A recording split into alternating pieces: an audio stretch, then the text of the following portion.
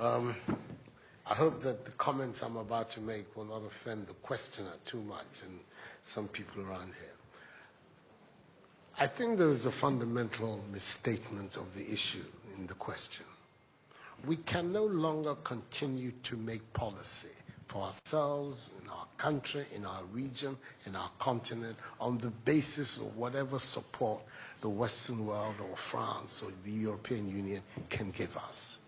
It will not work. It has not worked, and it will not work. Our responsibility is to charter a path which is about how we can develop our nations ourselves. It is not right for a country like Ghana, 60 years after independence, to still have its health and education budgets being financed on the basis of the generosity and charity of European taxpayers. By now, we should be able to finance our basic needs ourselves.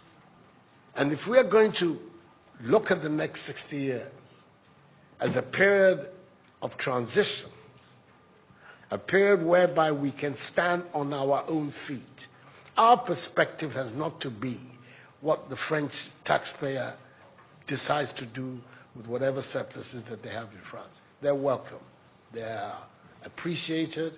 Whatever interventions that the French taxpayer through their governments make to us are appreciated. We're not going to lick a gift horse in the mouth.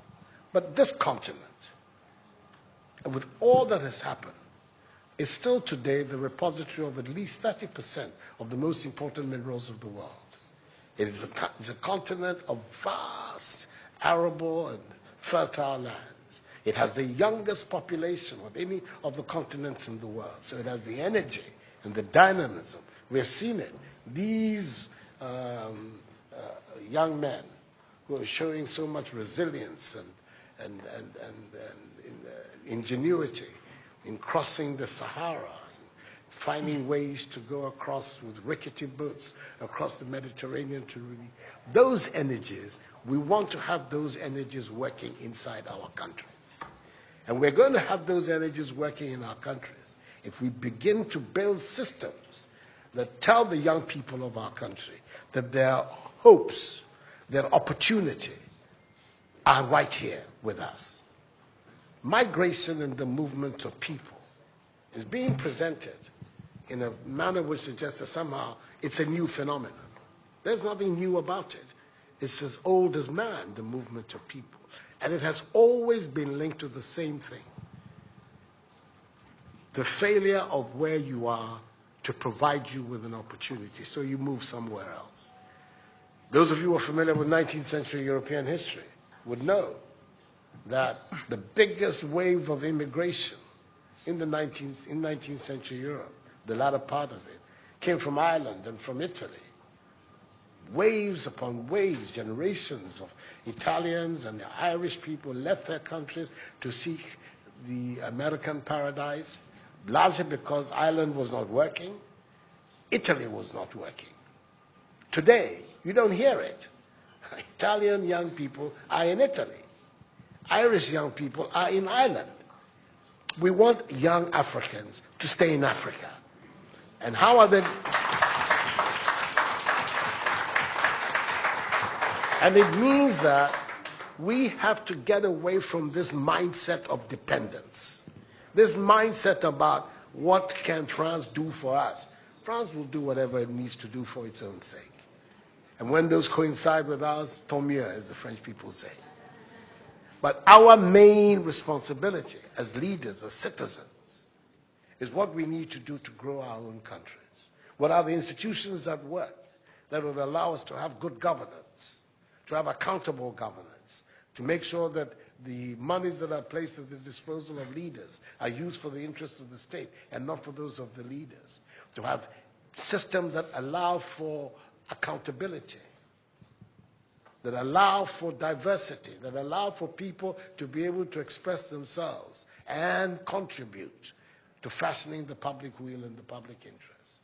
Our concern should be with what do we need to do in this 21st century, to move Africa away from being cap in hand and begging for aid, for charity, for handouts. The African continent, when you look at its resources, should be giving monies to other places. We have huge wealth on this continent, in our own country of Ghana. And we need to have a mindset that says, we can do it. Others have done it. We can also do it. And once we have that mindset, we will see there's a liberating factor for ourselves. We keep talking about how it was that Koreans, Malaysians, Singaporeans, who got their independence at the same time as us.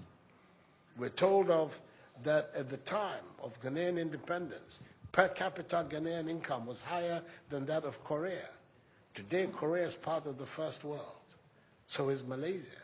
So is Singapore. What happened? Why did they make that transition?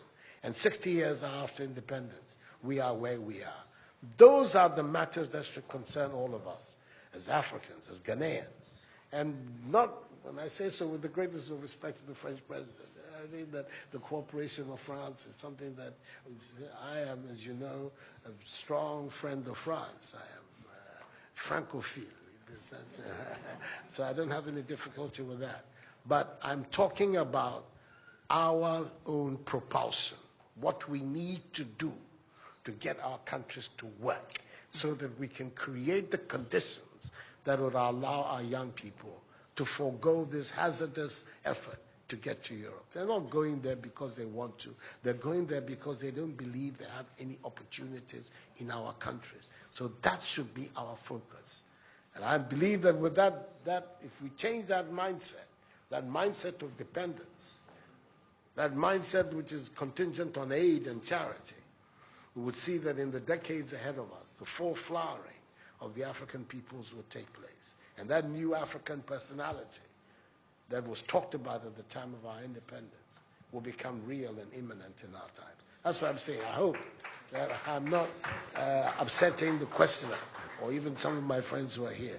But these are my strongly held beliefs. And that is the reason why I've adopted as the slogan of my presidency, of my period in the Supreme Office of Ghana, that we want to build a Ghana beyond aid, a Ghana which is independent, which is self-sufficient, that is capable of standing on its own feet and building its own life. We can do it if we have the correct mindset to do so. Mr. President, those are my contributions.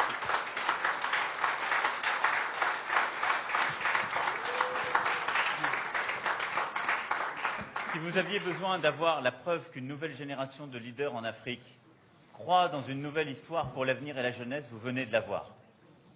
Pour ceux qui pensaient que ce n'était que les mots d'un président français parlant de l'Afrique. Il y a des leaders en Afrique qui veulent une nouvelle relation, qui veulent un avenir pour leur jeunesse dans leur pays, dans leur continent, qui le veulent parce que c'est ce qu'ils veulent écrire. Donc merci pour cela. So, no. We'll be here forever. We'll be here forever. He has a lot of ideas, a lot of very positive things to say. And as you can see, I have my own things to contribute as well. So, let's bring it to an end. We're going to... Mr. Macron left Abidjan after a hectic morning, has not had anything to eat. He at least has to have that side of Ghanaian hospitality. So we're going to be able to leave it for him to go and have some lunch. Thank you very much indeed. You signed this thing.